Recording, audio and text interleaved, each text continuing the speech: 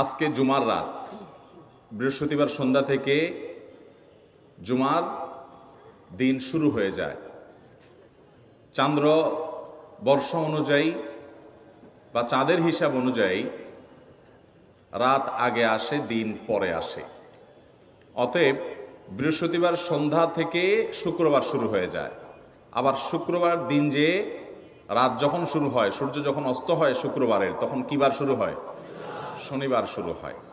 অতএব আজকে বৃহস্পতিবার দিবাগত রাত চলছে, এর মানে এখন আমরা কোন দিনের মধ্যে আছি? শুক্রবারের মধ্যে আছি। সূর্য অস্ত যাওয়ার সঙ্গে সঙ্গে শুক্রবারের মধ্যে আছে। শুক্রবার বা জুমার দিন, এই দিন সম্পর্কে কোরআন এবং হাদিস থেকে ঘেঁটে আমরা 14টা আমলের কথা একটা লম্বা বড় ভিডিওতে বলেছি। আজকে সেখান থেকে আমি সংক্ষেপ করে এই 14টার মধ্যে আবার অতি গুরুত্বপূর্ণ 5টা আমলের কথা বলবো ইনশাআল্লাহ। কয়টা আমল? 5টা আমলের কথা বলবো। জীবনের তরে যতবার জুমার দিন আসবে, এই 5টা আমল সারা জীবন নিয়মিত আঁকড়ে ধরবেন, আমল করবেন। যারা নিয়ত করতেছেন হাত তোলেন। আল্লাহ আমাদের সবাইকে আমল করার তৌফিক দান করুন। আল্লাহ আমাদের সবাইকে কবুল মঞ্জুর করুন।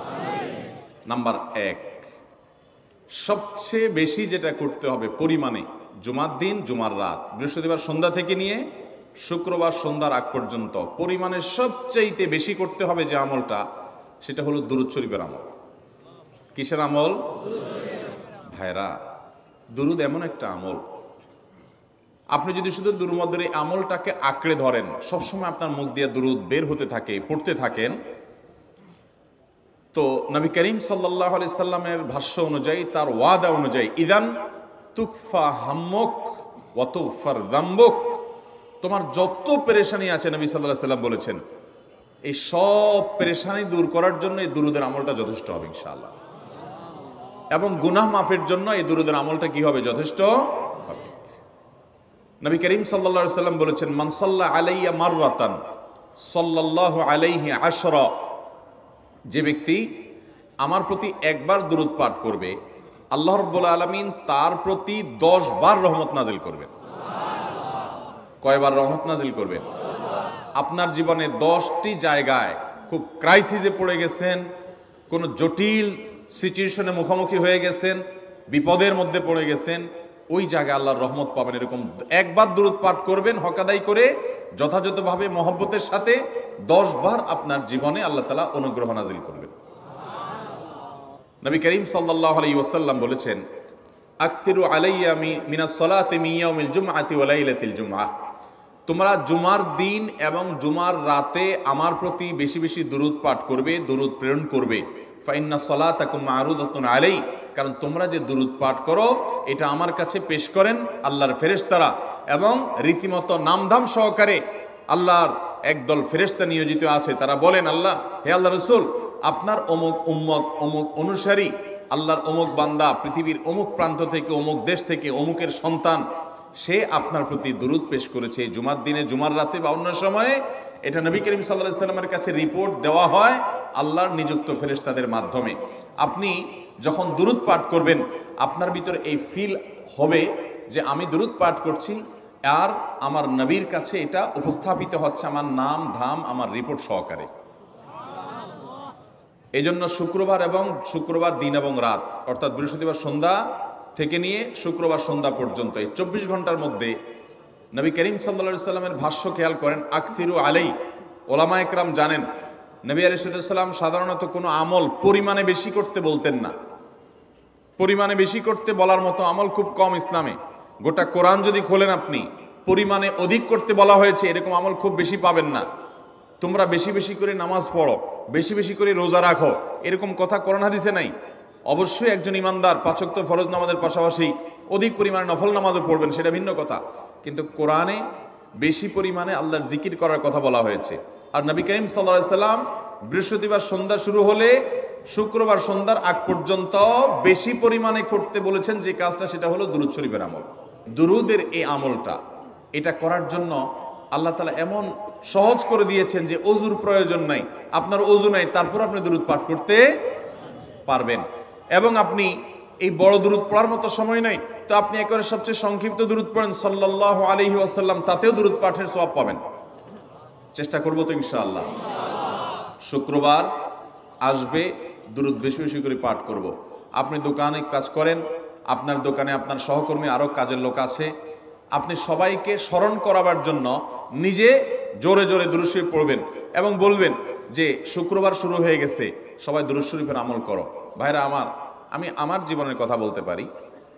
আমার জীবনে ওই যে হাদিসের উপরে ইয়াকিন এবং বিশ্বাস আলহামদুলিল্লাহ ছিল, আমার জীবনে আমি অনেকবার দেখেছি এরকম জটিল পরিস্থিতি হয়েছে যে দেয়ালে পিঠ থেকে গেছে, নড়ার জায়গা নাই, আর কোনো আপাত দৃষ্টি থেকে এই বিপদ থেকে উদ্ধারের কোনো পথ নাই।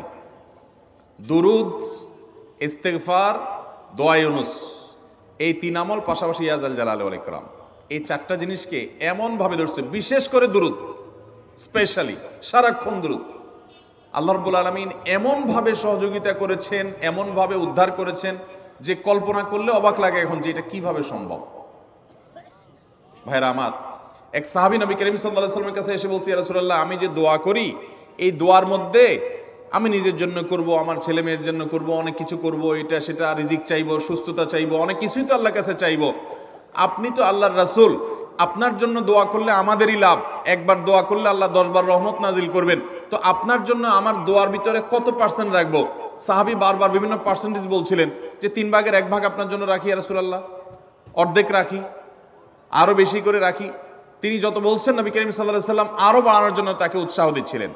এক পর্যায়ে যখন তিনি বললেন, ইয়া রাসূলুল্লাহ, আমি আমার কোন দোয়ার সবটুকু যখন আপনার জন্য নিবেদন করব, আমি কোন একবার যখন দোয়া করব, দোয়া শুধু আপনার জন্যই করব যখন, অর্থাৎ পিওর দুরূদ যখন পড়ব, নিজের জন্য আর কিছু চাইব না, শুধু আপনার জন্যই যদি চাই কোনোবার, তাহলে তখন নবী করিম সাল্লাল্লাহু আলাইহি ওয়াসাল্লাম বলেছেন, ইদান তুকফা হাম্মুক ওয়া তুগফার যামবুক, তাহলে তোমার সকল পেরেশানি থেকে উদ্ধারের জন্য এই দুরূদটাই যথেষ্ট হয়ে যাবে, এবং তোমার সকল গুনাহ মাফের জন্য এটা যথেষ্ট হয়ে যাবে।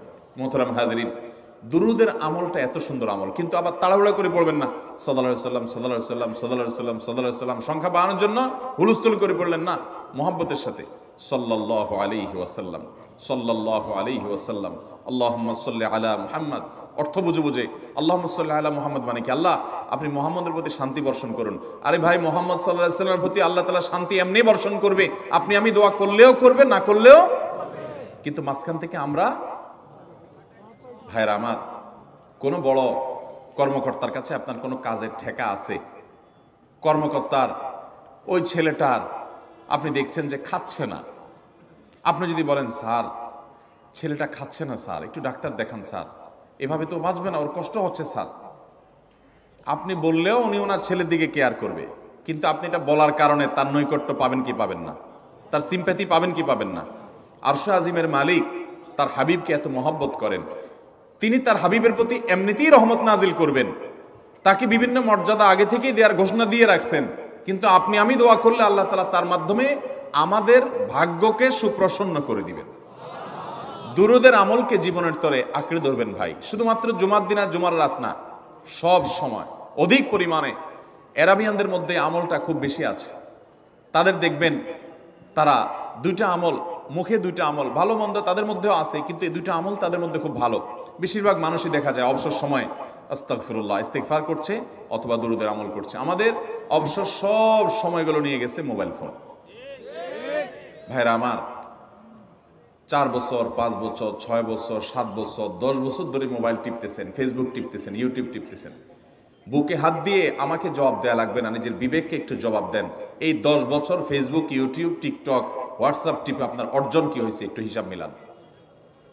এই যে স্ক্রল করতেছেন আঙ্গুল দিয়া, ঘন্টাকে ঘন্টা এই আঙ্গুল দিয়ে টানছেন টানছেন, নিচের দিকে যাচ্ছেন স্ক্রল করে ফেসবুকে, ইউটিউবে, একের পর এক, আপনার জীবনে অর্জনটা কি হয়েছে বলেন। ভাইরা আমার, এই মোবাইলের নিয়ন্ত্রণ করতে হবে, প্রয়োজনে ব্যবহার করতে হবে, কিন্তু এটাকে অনিয়ন্ত্রিত ব্যবহার করা যাবে না। একেবারে যখন তখন সারাদিন টিপাটিপি করলেন, আজকাল তো পোলাপান টয়লেটে গেলেও নিয়ে যায়। আল্লাহ তাআলা আমাদেরকে এই রোগ থেকে বেঁচে থাকার তৌফিক দান করুন। ভাইরা আমার, জীবনটাকে পরিবর্তন করতে হয়, সারা জীবন তো একরকম থাকলে হবে না। বহুত পাগলামি করেছি, আসুন নিজেকে সংশোধন করি। তাহলে জুমার দিন উপলক্ষে 1 নম্বরের আমল বলেছি, বেশি বেশি কোন আমল করতে হবে? সারা জীবন মনে রাখবো তো ইনশাআল্লাহ। বাসা বাড়িতে পরিবারের লোকদেরকে মনে করাবো তো ইনশাআল্লাহ। আমি আমার ড্রাইভার থাকুক, আমার ছেলে মেয়ে থাকুক, আমার পরিবারের লোক থাকুক, আমি আমার কথা আপনাদের বলি উৎসাহের জন্য, যে জুমার দিন শুরু হয়ে গেলে শুধু আমি না, আমার পরিবার অন্যান্যরাও একে অন্যকে আমরা স্মরণ করে দিই। কে কে দুরূদ কতবার পড়ছো, কেউ পড়ছে কিনা একবারও, সন্ধ্যা হয়ে গেছে, অনেক হয়ে গেছে, সবাই শুরু করি, আমলটা করবো তো ইনশাআল্লাহ। নাম্বার 1।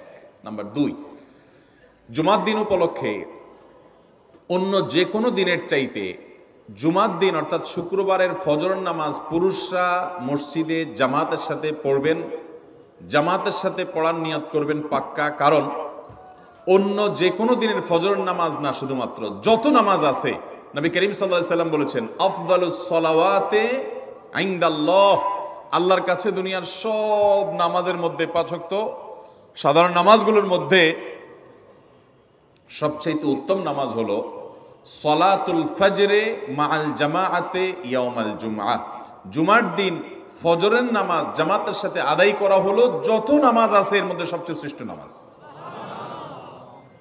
তাহলে জুমার দিনে এই বিষয়টা বিশেষভাবে খেয়াল রাখবো। জুমার দিন ফজর নামাজটা পুরুষরা কোথায় পড়বো, এবং সেটা বৃহস্পতিবার থেকে পরিকল্পনা শুরু করবো যে কালকের ফজর নামাজ যাতে কোনো অবস্থাতে আমার মিস না হয়। আমাদের আখিরাতের ব্যবসা এটা ভাই, আখিরাতের কারেন্সি সংগ্রহ করা। যত খুঁটে খুঁটে ভালো ভালো আমলগুলো করবেন, আপনার আমল নামাতে আমল সওয়াব জমা হতে থাকবে। চেষ্টা করবো তো ইনশাআল্লাহ। আমাদেরকে শয়তান অন্যদিন ফজরের নামাজ পড়ার সুযোগ হলেও শয়তান এমনভাবে আমাদেরকে ধোঁকা দেয়, শুক্রবারে ফজরটা পড়াটা সবচেয়ে বেশি কঠিন হয়ে যায়। কেন জানেন? কারণ ইবলিস তো জানে হাদিস, আপনি জানেন না, হয়তো অনেকে হয়তো আজকে শুনছেন, আমি কোনো হাদিস না জানতে পারি, ইবলিস ঠিকই জানে যে ফজর নামাজ এই দিন যদিও জামাতের সাথে ফজর পড়ে ফেলায়, তাহলে তোর আখিরাতের ব্যবসা অনেক দূর আগে যাবে। ওর সাথে তো আমাদের বাবা আদমের সাথে সেই চ্যালেঞ্জ, আদম আলাইহিস সালামকে সেজদা করতে বলা হয়েছে, সে তো করে নাই, তার সৌজন্য বা তার জন্য সেজদা নিবেদন করে নাই, আল্লাহ তাআলা সেজন্য তাকে জান্নাত থেকে বের করে দিয়েছে। তার কারণে এই ইবলিস তখনই আল্লাহর সাথে, আল্লাহর সামনেই চ্যালেঞ্জ ছুড়ে দিয়েছে আদম আলাইহিস সালামের সাথে যে লা উবিয়ান্নাহুম আজমাইন, আমি আদমের সব সন্তানগুলোকে পথহারা করে ছাড়বো, ওদেরকে জান্নাতের পথে চলতে দিব না। এই জন্য আল্লাহ তাআলার কাছে সে কিছু পাওয়ার চাইয়া নিছে। এর ভিতরে একটা হলো কিয়ামত পর্যন্ত হায়াত পাবে, আরেকটা হলো আমাদের রগের সাথে সে মিশতে পারে, রক্ত প্রবাহের সাথে মিশতে পারে, শরীরের মধ্যে প্রভাব সৃষ্টি করতে পারে, আমাদেরকে দুর্বল করতে পারে, মন্দ দিকে টানতে পারে, ভালো কাজ যেন না হয় মনে মনে কুমন্ত্রণা সৃষ্টি করতে পারে। এই পাওয়ার সে নিয়ে এসেছে। এই জন্য তার সাথে আমাদের চ্যালেঞ্জ। সে হাদিস জানে যে জুমার দিন ফজর পড়লে আমাদের অনেক লাভ হয়ে যাবে। এই জন্য সে বৃহস্পতিবার রাতে, অন্য দিন যদি আপনি 10টা 11টা বা 11:30টায় ঘুমান, 12টায় ঘুমান, জুমার দিন অর্থাৎ বৃহস্পতিবার দিবাগত রাতে আইসা ইবলিস বলে, আরে পাগল হইছস, কালকে হলো শুক্রবার, দোকানদারি নাই, ব্যবসা নাই, চাকরি নাই, মহিলাদেরকে বলে কালকে পোলাপানের স্কুল নাই, মাদ্রাসা নাই, আজকে একটু টক শো, মিষ্টি শো, নাটক, সিনেমা, ইউটিউব, ফেসবুক, ওয়াজই শুন অন্তত। শয়তান কি বলে, ঠিক আছে তো যদি এত ফিল্ম দেখতে মনে না চায়, তো যদি মুসলমান হস, নেককার হস, তো ঠিক আছে অমুক হুজুরের ওয়াজ শুন। এই হুজুরের ওয়াজ শোনাত লাগাই দিয়ে রাত 1টা 2টা পর্যন্ত পার করে দিল। এরপরে ফজর নামাজ ওর জামাতের সাথে মিস শেষ। ভাইরা আমার, প্রত্যেক বৃহস্পতিবার আসলে সন্ধ্যার সময় প্রতিজ্ঞা করব, সপ্তাহের অন্য দিন যদি আমার ত্রুটি বিচ্যুতি হয়ও আমি সেটাকে কারেকশন করার চেষ্টা করব, কিন্তু শুক্রবার ফজরটা পুরুষ হিসাবে আমি জামাতের সাথে পড়বই পড়বো। তার জন্য রাতে আগে আগে শোবো, ডাবল ট্রিপল অ্যালার্ম দিয়ে শোবো, অন্য নামাজি বন্ধুকে বলবো ফোন দিয়ে ডেকে দিবি, একে অন্যের সহযোগিতা করব, কিন্তু ফজরের নামাজ জুমার দিন ছাড়বো না ইনশাআল্লাহ। ঠিক আছে তো? কয়টা আমল হলো? 2টা। মনে রাখবেন তো ইনশাআল্লাহ। আগামী বছর তো আমার মাহফিল আমি আর করব না, কিন্তু আগামী বছর যে মাহফিল করবেন সে আলোচককে আমি রিকোয়েস্ট করবো ইনশাআল্লাহ, আয়োজকরা এটার সবক জননায় আগামী বছর দিতে পারবেন তো ইনশাআল্লাহ। আমল যদি করেন তাহলে সবক ঠিকই দিতে পারবেন। ওই যে ভাই সবগুলো শুনে দিছে, কারণ এই আমল করেন। আচ্ছা, 3 নম্বর আমল হলো সূরা কাহাফ পড়বো। কোন সূরা পড়বো? সূরা কাহাফ। যারা কোরআন পড়তে পারেন না তারা শুনবেন, আর যারা পড়তে পারেন তারা নিজে পড়বেন। সূরা কাহাফ যদি জুমার দিন কেউ পড়ে, নবী করিম সাল্লাল্লাহু আলাইহি সাল্লাম বলেছেন এই সূরাটা তার জন্য নূর হবে, নূর, আলো আল্লাহর তরফ থেকে। কিয়ামতের ময়দানে ভয়াবহ গুটগুটে অন্ধকার হবে। কিয়ামতের একটা ভয়াবহ শাস্তি হলো অন্ধকারের শাস্তি। ভাইরা আমার, অন্ধকারের শাস্তি মানে এমন ভয়াবহ অন্ধকার হবে যে দুনিয়ার অন্ধকারের সাথে কোনো তুলনাযোগ্য নয়। সেই ভয়াবহ অন্ধকারে কিছু আমল আছে যে আমলগুলো মানুষের ওই অন্ধকারের মধ্যে আলোর কাজ দিবে। এর মধ্যে একটা হলো অজুর অঙ্গগুলো যদি কেউ ভালো করে অজু করে, সুন্দর করে ডলে ডলে যেন শুকনা না থাকে, উত্তম রূপে যদি অজু করে, কেউ পানি অপচয় না করে, পানি অল্প নয় কিন্তু ডলে বেশি, সুন্দর করে যদি কেউ অজু করে, এই অজুর অঙ্গগুলো কিয়ামতের ময়দানে উজ্জ্বল হয়ে জলজল করে জ্বলতে থাকে এবং তার জন্য আলোর কাজ দেয়। সবাই যখন অন্ধকারের আযাবের মধ্যে নিমজ্জিত থাকে, হাউতাশ করে, তখন এই ব্যক্তির এই আমলটা তার আলো ভূমিকা আসে। আর আরেকটা হলো এই সূরা কাহফ। অন্য অনেক উলামা ইকরাম বলেছেন এর ব্যাখ্যা হলো সূরা কাহফ যদি কেউ এক বৃহস্পতিবারে পড়ে, পরের বৃহস্পতিবার পর্যন্ত, এক শুক্রবারে যদি পড়ে, পরের শুক্রবার আগ পর্যন্ত পুরো সপ্তাহব্যাপী তার ভিতরে নূর, ঈমানের নূর, তাকওয়ার নূর, ইলমের নূর, আমলের নূর, ভালো মানুষ হওয়ার নূর তার ভিতরে আল্লাহ তাআলা সৃষ্টি করে দিবেন। এই জন্য জুমার দিন সূরা কাহফ পড়বো তো ইনশাআল্লাহ। আলহামদুলিল্লাহ ভাই, আপনাদেরকে যে আমলগুলো করছি এগুলো আমি, আমার পরিবার সদস্য, পরিচিত, সহকর্মী, আমি চেষ্টা করি সবাইকে স্মরণ করানোর এবং আমল করার চেষ্টা করি। আপনাদেরকেও বলছি ভাই, জুমার দিন যেহেতু, অতএব আজকে জুমার দিন উপলক্ষে বলে যাচ্ছি, জুমার দিনের এই 14-15টা আমলের মধ্যে সামারি করে আমি 5টা আমল করে দিচ্ছি যে এগুলোর গুরুত্ব অনেক বেশি অন্য অনেকগুলো চাইতে, এগুলো বিশেষভাবে করব। তাহলে এর মধ্যে প্রথমটা চলে গেল দুরুদ বেশি বেশি করে পড়ব। দ্বিতীয়টা হলো জুমার দিনের ফজর নামাজ কোন অবস্থাতে জামাতের সাথে পড়া মিস করব না, কারণ নবী সাল্লাল্লাহু আলাইহি সাল্লাম বলেছেন সকল নামাজের মধ্যে সবচেয়ে সেরা, উত্তম, শ্রেষ্ঠ নামাজ, অর্থাৎ ওয়াক্তিয়া নামাজের মধ্যে সবচেয়ে শ্রেষ্ঠ নামাজ হলো জুমার দিনের ফজরের নামাজ জামাতের সাথে পড়া। তাহলে মহিলারা কি করবে? মহিলারা পুরুষদেরকে উঠায় উঠায় মসজিদে পাঠিয়ে দিবে এবং সহযোগিতা করবে, তাহলে তার মাধ্যমে তারাও একই সওয়াব পেয়ে যাবে। আর 3 নম্বর আমলে বলেছিলাম সূরা কাহফ, এটা নারী পুরুষ সবাই করবে বেশি বেশি করে, ঠিক আছে তো ইনশাআল্লাহ? আমরা অনেক ভাই আছি সপ্তাহের 6 দিন আমাদের কোরআন পড়ার সুযোগ হয় না, তো অন্তত জুমার দিন সূরা কাহফটা যদি আপনি বাধ্যতামূলক করেন, আলহামদুলিল্লাহ, এটা অনেক বড় সূরা, পড়তে আপনার 20-25 মিনিট 30 মিনিট সময় পর্যন্ত লেগে যাবে। আপনি আধা ঘন্টা সময় ধরে যদি আস্তে আস্তে সুন্দর করে পড়েন, তো সপ্তাহে একবার অন্তত কোরআনের সাথে আপনি সময় দিলেন। আরেকটা সুসংবাদ শুনেন, সূরা কাহফ যদি কেউ মুখস্থ করে, তেলাওয়াত করে নিয়মিত, বিশেষ করে সূরা কাহফের প্রথম 10টা আয়াত যদি কেউ মুখস্থ করে, নবী করিম সাল্লাল্লাহু আলাইহি সাল্লাম বলেছেন কিয়ামতের আগে দাজ্জালের যে ফিতনা আসবে, যেই ফিতনায় বহু মানুষ দাজ্জালকে আল্লাহ মনে করে বেঈমান হয়ে জাহান্নামে যাবে, এই ফিতনা থেকে পৃথিবীতে এমন কোন নবী ছিল না, এমন কোন রাসূল আসেন নাই। এই মানব ইতিহাসের প্রথম মানুষ আদম আলাইহিস সালাম থেকে নিয়ে আমাদের মুহাম্মদ সাল্লাল্লাহু আলাইহি সাল্লাম পর্যন্ত এই লক্ষ লক্ষ যত নবী রাসূল এসেছে, সমস্ত নবী রাসূলরা একটা ব্যাপারে সাবধান করে গেছেন, দাজ্জাল আসবে, যে দাজ্জালের হাতে পাওয়ার থাকবে এত বেশি, অলৌকিকত্ব থাকবে এত বেশি, সে মরা মানুষকে জিন্দা করে ফেলবে, জিন্দা মানুষকে বলবে সে মরে যাবে, তার হাতেই সব কন্ট্রোলিং পাওয়ার থাকবে, দুনিয়ার সমস্ত রিজিক তার হাতে কক্ষিগত থাকবে, এমন পাওয়ার থাকবে তাকে দেখে মানুষ বলবে হ্যাঁ এই তো আল্লাহ, এই তো সবকিছু পারে, বেঈমান হয়ে যাবে। এই দাজ্জালের ফিতনায় তোমরা পড়বা না, বেঁচে থাকবা। বুদ্ধি দিয়া বিবেক দিয়ে মানুষ বাঁচতে পারবে না। দাজ্জালের ফিতনা থেকে বাঁচার জন্য সকল নবী রাসূলরা এই জন্য সাবধান করেছেন। আমাদের নবী সাল্লাল্লাহু আলাইহি সাল্লাম নামাজের শেষ বৈঠকে দোয়া মাসুরের জায়গায় একটা দোয়া পড়তেন, আল্লাহুম্মা ইন্নী আউযু বিকা মিন আযাবিন নার ওয়া আযাবিল কবর ওয়া আউযু বিকা মিন ফিতনাতিল মাহইয়া ওয়াল মামাত ওয়া আউযু বিকা মিন শাররি ফিতনাতিল মাসীহিদ দাজ্জাল। আল্লাহ আপনার কাছে দাজ্জালের ফিতনা থেকে পানা চাই। 1450 বছর হয়ে গেছে, এখনো দাজ্জালের আবির্ভাব হয় নাই, হবে কিয়ামতের আগে। কখন হবে আল্লাহ ভালো জানেন, কিন্তু নবী সাল্লাল্লাহু আলাইহি সাল্লাম বলেছেন সূরা কাহফের প্রথম 10 আয়াত যদি কেউ মুখস্থ করে, তো এই ব্যক্তিকে আল্লাহ রাব্বুল আলামিন এবং যদি তেলাওয়াত করে, এই ব্যক্তিকে আমলের মাধ্যমে দাজ্জালের ফিতনা থেকে আল্লাহ বাঁচিয়ে রাখবেন। দাজ্জাল তো অনেক পরের কথা, কোথাকার কোন আল্লাহর প্রতি অবিশ্বাসী মুশরিক বা কাফের খেলোয়াড় একটু পায়ের ভেলকি দেখায়, লক্ষ লক্ষ কোটি কোটি মানুষ হুমড়ি খেয়ে তার ভক্ত হয়ে ইমানি চেতনা, আমলি চেতনা, তাকওয়া, তাহারাত সব খুঁয়ে বসে থাকে। আর সেখানে দাজ্জালের মতো এরকম মিরাকল, সব মিরাকল তার হাতে থাকবে। এরকম পরিস্থিতি যখন আসবে তখন মানুষ কি করবে? এখন এই যে তথ্য প্রযুক্তির উন্নতির এই সময়ে কত মুসলমানের সন্তান বেঈমান হয়ে যাচ্ছে, বিজ্ঞানরেই তারা আল্লাহ বানায় বসে থাকতেছে, আছে না নাই? ধারণামূলক বিষয়কে তারা চূড়ান্ত বিষয় বানিয়ে বসে আছে, বেঈমান হয়ে যাচ্ছে। এবং টাকার যে কারিশমা, টাকা দিলে সব হয়ে যায়, টাকা নাই তো কিছুই হয় না। এই জন্য বেঈমান হয়ে অনেকে বলে যে টাকাই নাকি দ্বিতীয় খোদা, নাউজুবিল্লাহ। ভাইরা আমার, দুনিয়ার এই ভেলকি কি দেখছি আমরা? কিয়ামতের আগে ভেলকি আরো অনেক দেখবে আমাদের পরবর্তী প্রজন্ম, আমাদের ছেলে মেয়েরা, নাতিপুতিরা আরো অনেক ভেলকি দেখবে। এমন ভেলকি দেখবে যে তাদের আল্লাহর প্রতি ঈমান আনা, আখিরাতের প্রতি বিশ্বাস করাটা কঠিন থেকে কঠিন হয়ে যাবে। এরকম পরিস্থিতি তৈরি হবে দুনিয়াতে। তথ্য প্রযুক্তির উন্নতির নাম দিয়ে, এটার নাম দিয়ে, সেটার নাম দিয়ে মানুষের জীবনযাত্রা সহজ হবে, কিন্তু এর মাধ্যমে মানুষের ঈমান দুর্বল হওয়ার অনেক সম্ভাবনা, সংখ্যা তৈরি হবে এবং শয়তান সেগুলো সৃষ্টি করবে। এই আশঙ্কা থেকে বাঁচার জন্য সূরা কাহাফটা হলো মহৌষধের মতো। অতএব জুমার দিন প্রত্যেক শুক্রবারে সূরা কাহাফ পড়ব তো ইনশাআল্লাহ।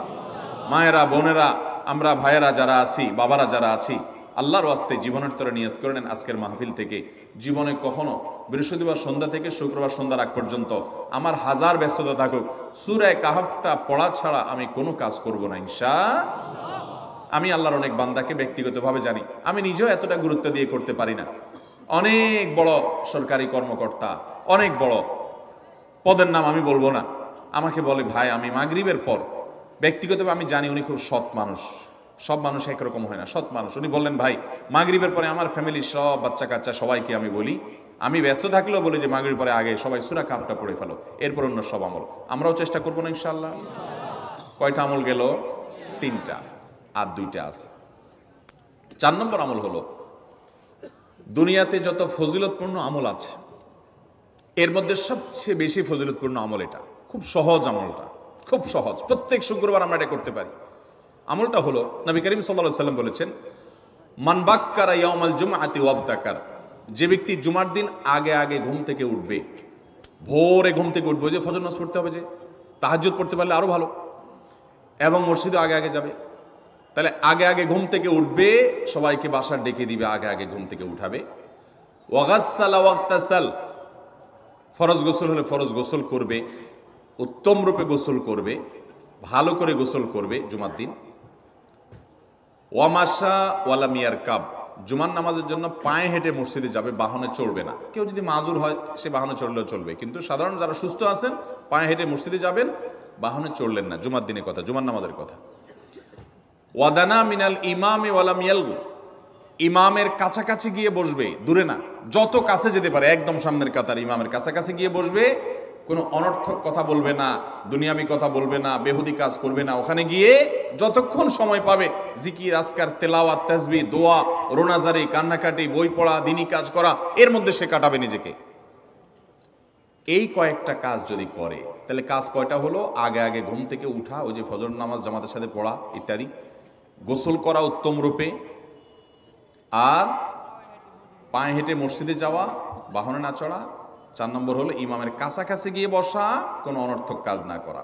এই 4টা কাজ যদি কেউ জুমার দিনে করে, নবী করিম সাল্লাল্লাহু আলাইহি সাল্লাম বলেছেন, ওই ব্যক্তি বাসা থেকে মসজিদ পর্যন্ত যে আসলো, যতগুলো পা ফেলবে, যতগুলো স্টেপ ফেলবে, যতগুলো কদম দিবে, প্রতিটা কদমের বিনিময়ে আল্লাহ রাব্বুল আলামিন তার অ্যাকাউন্টে, তার আমল নামাতে 1 বছর রাত জেগে, সারা রাত জেগে তাহাজ্জুদ নামাজ পড়লে, এবং 1 বছর সারা দিন, প্রত্যেকটা দিন পুরা বছর জুড়ে নফল রোজা রাখলে যে পরিমাণ সওয়াব পাইতো, 1 বছর নফল রোজা, 1 বছর রাত ভর জেগে তাহাজ্জুদের নামাজ পড়ার সওয়াব মাত্র একটা কদম ফেলার বিনিময়ে দিবেন। তাহলে আপনার বাসা থেকে যদি মসজিদে আসতে 100টা কদম হয়, 100 বছরের নফল নামাজ, 100 বছরের নফল রোজা, আপনি এটার সওয়াব আপনার অ্যাকাউন্টে জুমার দিন মাত্র 4টা কাজ করার মাধ্যমে আপনি পেয়ে যাবেন। এবং এটি অনেক হাদিস বিশ্লেষকগণ বলেছেন, কোরআন হাদিসে বহু ফজিলতের কথাই বলা আছে, এত বিপুল পরিমাণে, এত অধিক পরিমাণে সওয়াবের কথা যে কারো বাসা থেকে অনেকের আছে যেতে 500 স্টেপ পড়বে। 500 স্টেপ পড়লে কতটুকু হয়? সামান্য একটু জায়গা যেতে 500 কদম হয়ে যায়। অনেকের বাসা থেকে যেতে 500 কদম পড়ে, 300 কদম হয়। তো সে এই 500 বছর নফল নামাজ, নফল রোজা, রাত ভর দিন ভর করার সওয়াব, কন্টিনিউয়াসলি করার সওয়াব মাত্র এই মসজিদে গেল আসলো, এই 4টা শর্ত পূরণ করে সেইটা সওয়াবটা পেতে পারে। যদি সপ্তাহে 4 জমা হয় তাহলে 4 বার 500 করে যদি হলো 2000 বছর, এভাবে তার আমল নামাজের সওয়াবের পাহাড় সে জমা করতে পারে শুক্রবারের ছোট্ট আমলটার মাধ্যমে। চেষ্টা করবো না ইনশাআল্লাহ? আমি দেশে বিদেশে অনেক আল্লাহর বান্দাকে আমি শুনেছি, এ হাদিস আমি যেদিন থেকে জেনেছি, আমি চেষ্টা করেছি এটার আমল, এটার প্রচার মানুষের মধ্যে ছড়ানো। আমি যখন সৌদি আরবে আজ থেকে আর অনেক বছর আগে, তখন কোনো এক বক্তব্যে আমি আমলের কথা বলেছি। আমার অনেক ভাইয়েরা দেশে বিদেশে দেখে বলছেন, ভাই আমলটা শুরু করেছি, আমার কাছে ভালো লাগে, আপনারাও আমলটা করবেন, অন্য আরেকজনকে শিখাবেন এবং দাওয়াত দিবেন। ঠিক আছে তো ইনশাআল্লাহ? তাহলে কয়টা আমল গেল? 4টা। 1 নম্বর গেছে বেশি বেশি দুরূদ পাঠ করা, 2 নম্বর হলো জুমার দিনে ফজর নামাজ জামাতের সাথে পুরুষরা পড়া, 3 নম্বর হলো সূরা কাহাফ পড়া, তেলাওয়াত করা, আর 4 নম্বর হলো এই 4 শর্ত পূরণ করে মসজিদে আগে আগে গিয়ে সুন্দর করে খুতবা শুনে চলে আসা, কোনো কথাবার্তা খুতবা চলাকালীন সময় কোনো কথাবার্তা অনর্থক কাজ না করা। 5 নম্বর এবং সর্বশেষ আমল হলো জুমার দিনে একটা সময় আছে দোয়া কবুল হয়। দোয়া কবুলের যে সময়গুলো আছে এর ভিতরে অত্যন্ত ইম্পর্টেন্ট একটা সময় হলো জুমার দিন। শুক্রবারের একটা সময় সম্পর্কে নবী সাল্লাল্লাহু আলাইহি ওয়াসাল্লাম বলেছেন যে একটা সময় আছে শুক্রবারের, এই সময়ে বান্দা কোনো দোয়া করলে আল্লাহ তাআলা ফিরিয়ে দেন না, কবুল করেন। কিন্তু সময়টা যে ঠিক কখন এটা হাদিসে নবী সাল্লাল্লাহু আলাইহি ওয়াসাল্লাম বলেন নাই, যাতে করে হয়তো আমরা সারা দিনেরই কম বেশি দোয়ার চেষ্টা করি। এই বিষয়ে মুহাদ্দিসগণ, হাদিস বিশ্লেষকগণ, পণ্ডিত ওলামায়ে কেরামগণ হাদিসের বিভিন্ন আকার ইঙ্গিতকে গবেষণা করে অ্যানালাইসিস করে এক একজন এক এক সময়ের কথা বলেছেন। তবে বেশিরভাগ ইমাম, বেশিরভাগ পণ্ডিত ওলামায়ে কেরাম, বেশিরভাগ আপনার ইসলামিক স্কলারগণের বক্তব্য হলো যে এই সময়টা হলো জুমার দিনের শেষ প্রহর, আসরের পর থেকে নিয়ে সূর্য ওঠার আগ পর্যন্ত এই সময়টা।